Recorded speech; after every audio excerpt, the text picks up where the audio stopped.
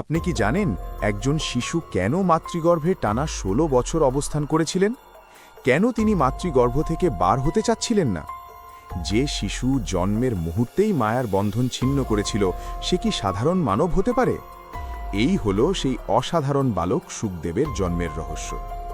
মহর্ষি ব্যাসদেব ছিলেন বেদের সংকলক, পুরাণকার, কিন্তু নিজের অন্তরে তিনি ছিলেন অশান্ত। মহাভারত রচনার পরও তার হৃদয়ে এক শূন্যতা রয়ে গিয়েছিল। তখন তার গুরু নারদ মুনি তাকে বললেন, তুমি ভগবানের ভক্তিলীলার মাহাত্ম্য প্রকাশ করনি। নারদের উপদেশে ব্যাসদেব গভীর তপস্যায় লীন হলেন। সেই তপস্যার ফলেই তার হৃদয়ে উদিত হল পরম ভক্তি, আর সেই ভক্তির শক্তিতেই জন্ম নিল এক আশ্চর্য সন্তান, শুকদেব।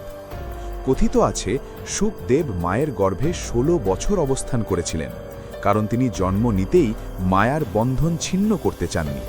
ব্যাসদেব বহু প্রার্থনা করলেন, কিন্তু শিশু বাইরে আসতে অস্বীকার করল। অবশেষে স্বয়ং ভগবান শ্রীকৃষ্ণের কণ্ঠস্বর আকাশ থেকে ভেসে এলো, হে শুক, সংসার মিথ্যা নয়, তবে ক্ষণস্থায়ী।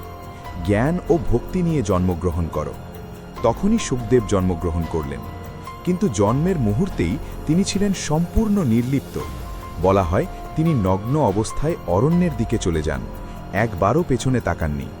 ব্যাসদেব পুত্রকে ডাকলেও শুকদেব কোনো উত্তর দেননি, কারণ তিনি আর পুত্র নন, তিনি ব্রহ্মে লীন এক চেতন সত্তা। এই কারণেই শুকদেবকে বলা হয় জন্মে মানব, চেতনায় ব্রহ্ম।